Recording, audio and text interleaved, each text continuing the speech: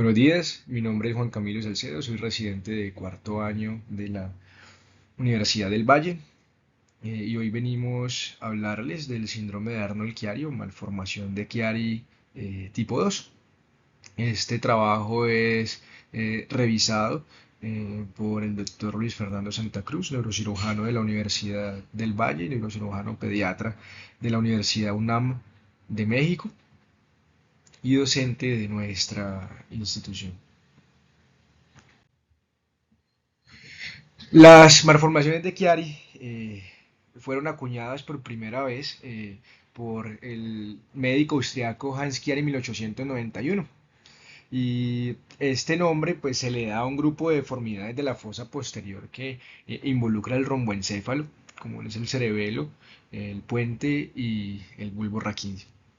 Estas van desde un espectro desde la hernia amigdalina cerebelosa transmanda aislada hasta la genesia de cerebelo con o sin otros defectos asociados como la hidrocefalia, las cavidades siringomélicas, encefaloceles o irrafismos espinales.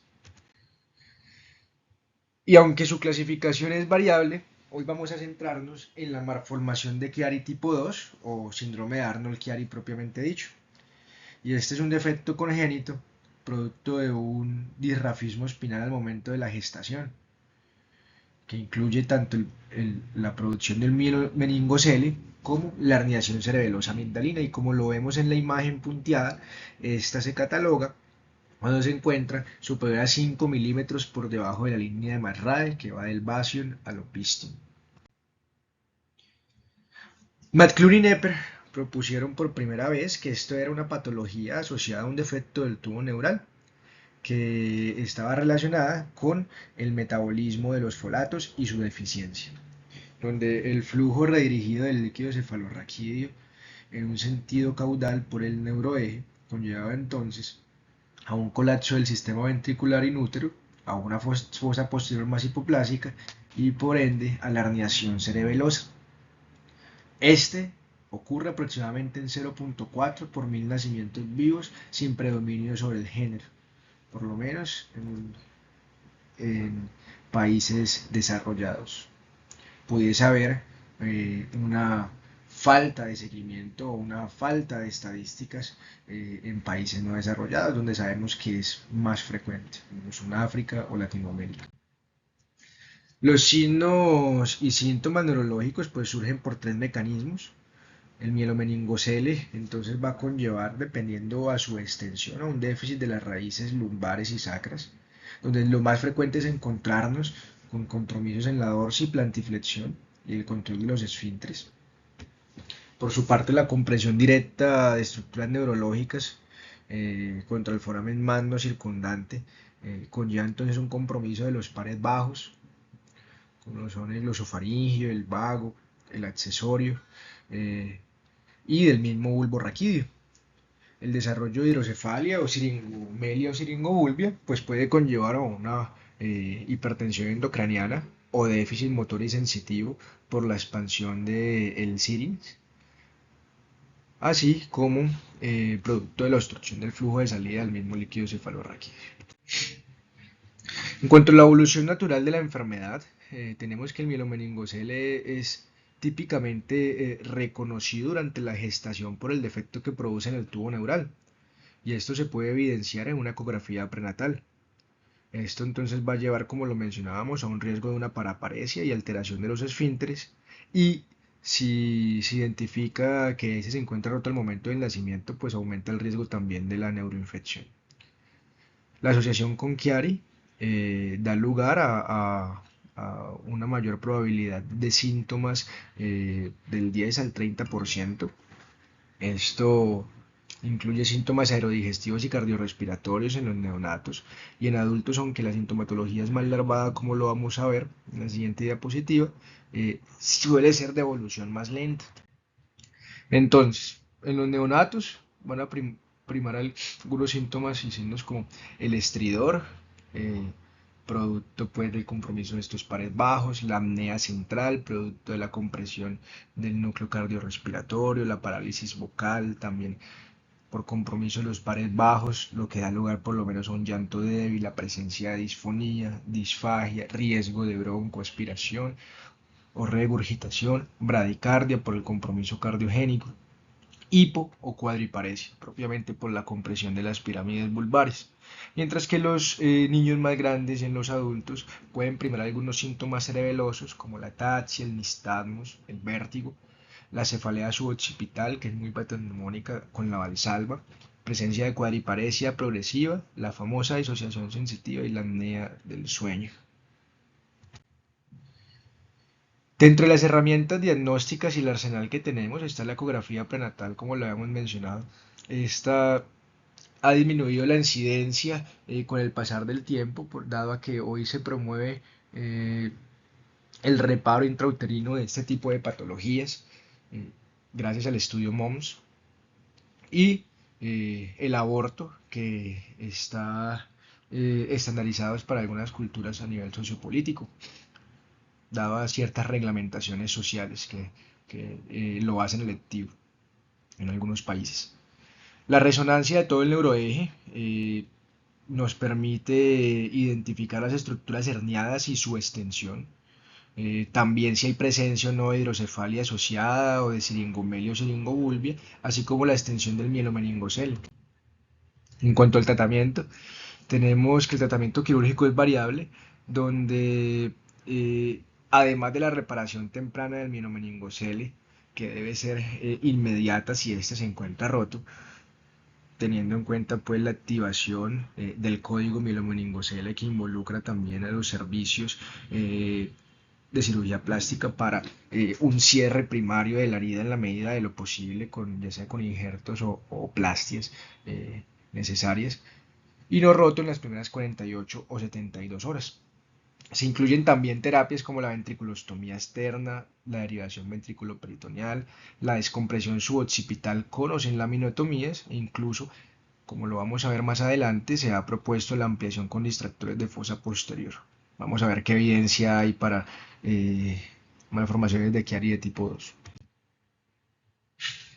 Entonces, vamos a revisar un poco de la evidencia actual. ¿Qué sabemos en la actualidad sobre el manejo quirúrgico de estos pacientes? ¿Cuáles son los temas de controversia? Y este es uno de los primeros textos revisados del grupo de Milán de Italia, el doctor Giuseppe Talamonti y de Aliberti, artículo del 2020, donde ellos identifican en un estudio retrospectivo desarrollado entre 1988 y 2018 que recogió aproximadamente 239 casos de malformación de Chiari tipo 2 con 33 pacientes sintomáticos, incluyendo otros 9 que habían sido operados en otra institución, pero que requiere una reintervención para un total de 42 pacientes, donde ellos identificaron, según el grupo etario, la presencia de unos picos de aparición de las sintomatologías más frecuentes, como lo habíamos nosotros detallado en la evolución natural de la enfermedad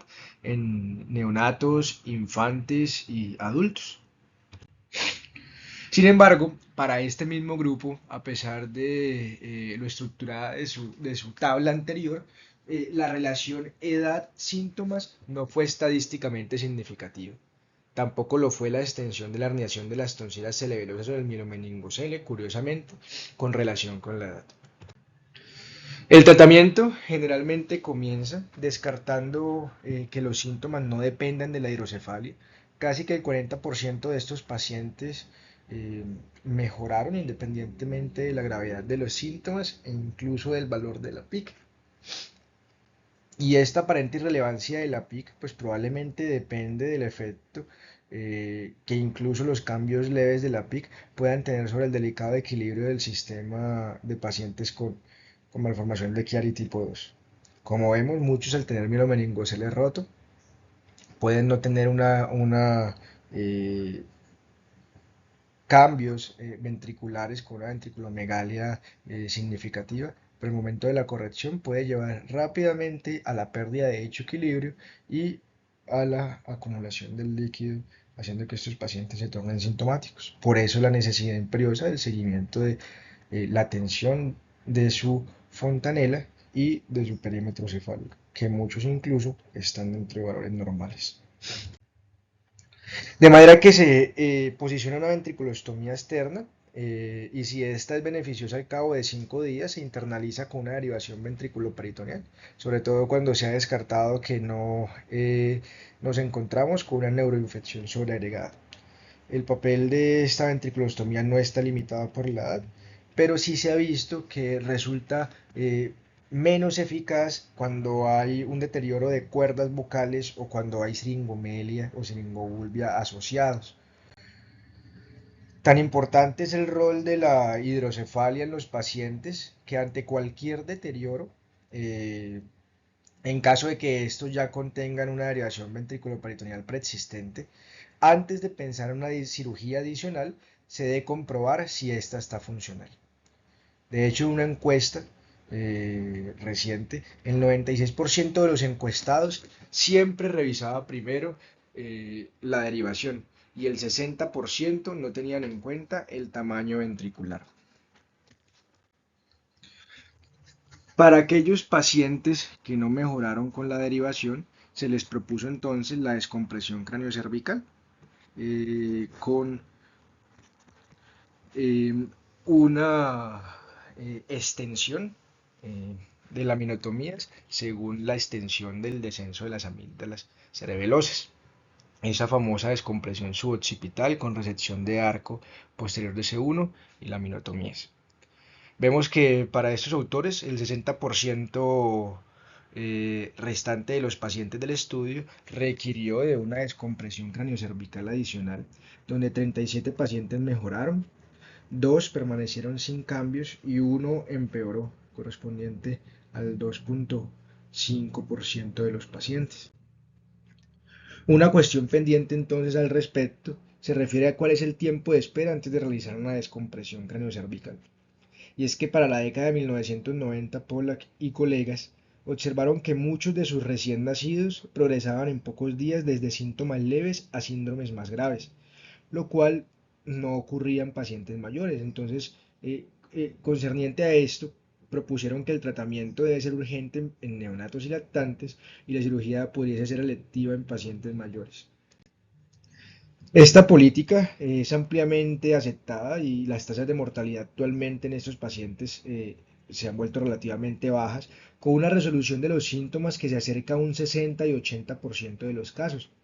Por tanto, esta serie de Milano eh, manifiesta que todos los neonatos fueron atendidos dentro de los 3 a 7 días posteriores de la presentación clínica. Por otro lado, tampoco existe un consenso sobre la indicación de realizar duroplastia en la malformación de Chiari tipo 2 en pacientes pediátricos. Adcar y colaboradores informaron resultados comparables usando la descompresión ósea aislada o con duroplastia, con un 19% de los casos de descompresiones óseas que posteriormente requirieron de una reintervención para la duroplastia, pero con la presencia hasta de un 15% de complicaciones del total severas dada a fístula o sangrado de los senos venosos. Actualmente lo que sabemos es que la descompresión ósea por sí sola puede ser eficaz, sobre todo en pacientes neonatos y lactantes, por lo cual se deja como un segundo tiempo la opción de la duroplastia. Actualmente sabemos que en los adultos, dado el tejido fibrótico del anillo compresivo, pues pudiese ser insuficiente la descompresión ósea, pero en pacientes infantes, donde ese tejido puede ser más laxo, pudiese ser suficiente para el manejo de los síntomas. Por otro lado, la disección intradural, indicada con la navegación, inspección y liberación de adherencias de la médula espinal, el cuarto ventrículo, que resulta ser más dispendiosa y peligrosa, dada la anatomía distorsionada, eh, se reserva para los casos de siringobulbias refractarias al manejo médico consecutivo o quirúrgico consecutivo, como lo hemos desarrollado hasta ahora, como lo son la derivación, la descompresión cráneo cervical, cuando ya se necesita un abordaje de una siringostomía. En ese caso se puede realizar al tiempo esta liberación de adherencia de aracnoides. Mientras que la técnica de la laminoplastia de puerta extendida consistió en una laminotomía seguida de ilustración de las láminas hacia el lado opuesto, lo cual preserva la estabilidad cervical del paciente durante su crecimiento. Y funciona algo así como una fractura de crecimiento que también le da espacio al canal espinal por la herniación de estas amígdalas. Sabemos actualmente que la traqueostomía y la gastrostomía pues también se han notificado en muchos de estos pacientes, dado el compromiso de los pares bajos. En cuanto más jóvenes son los pacientes, pues es más probable que realicen estos procedimientos y sabemos que realizarlas tempranamente pues se asocia con mejores resultados, pero pudiesen incurrir también en algunas dependencias prolongadas. Mejoran el hecho de que permiten una estancia en UCI menos extensa y una rehabilitación más rápida. Finalmente, con el advenimiento del desarrollo en las últimas décadas de la cirugía de distracción osteogénica de fosa posterior, en pacientes sobre todo con craneosinostosis sindrómicas, para el manejo pues, de la hipertensión supratentorial que conlleva la herniación amigdalina, eh, como ocurre por lo menos también en la malformación de Chiari tipo 1, con o sin cirongumelia y sintomática, pues algunos autores han publicado su experiencia y existen actualmente algunos reportes y series de casos de estudios prospectivos pequeños que incluyen no más de 15 a 20 pacientes. Y a pesar de contar con algunos resultados que son prometedores con reducción de la herniación toxilar y del diámetro de la siringomielia, aún no existen estudios dirigidos a población con malformación de Chiari aislada, sino como lo mencionábamos, todos son concomitantes con craneosinostosis sindrómicas. Y mucho menos, tampoco existen estudios dirigidos a población eh, con malformación de Chiari tipo 2 o síndrome de Arnold-Chiari. Entonces, aunque fisiopatológicamente este tipo de intervención podría tener un sustrato clínico evidente, hacen falta estudios para plantearlo como una alternativa quirúrgica diferentes a las osteotomías que hoy conocemos en la descompresión cráneo-cervical, que termina siendo la herramienta más efectiva cuando solamente la derivación ventriculoperitoneal no ha producido un alivio de los síntomas. De tal manera que, para concluir, la malformación de Chiari tipo 2 es una patología poco frecuente, con una mayor incidencia en nuestro medio, un medio que está expuesto a la falta de planificación familiar, que da lugar a malformaciones congénitas pues ampliamente discapacitantes. Es importante pues conocer que las estrategias quirúrgicas existentes para el manejo de las complicaciones de esta malformación han tenido una buena evidencia a lo largo del tiempo y siguen consolidándose y reafirmando estudios como lo vimos previamente propuesto con la distracción osteogénica, pero quizás lo más importante es su identificación temprana para el manejo in útero, como se verá en otras exposiciones a lo largo de estas charlas de neurocirugía pediátrica. Muchas gracias. Los invitamos a visitar nuestra página de Neurocirugía Univalle, nuestro grupo de investigación de neurociencia y neurocirugía y nuestro canal de YouTube. Allí van a encontrar nuestras presentaciones.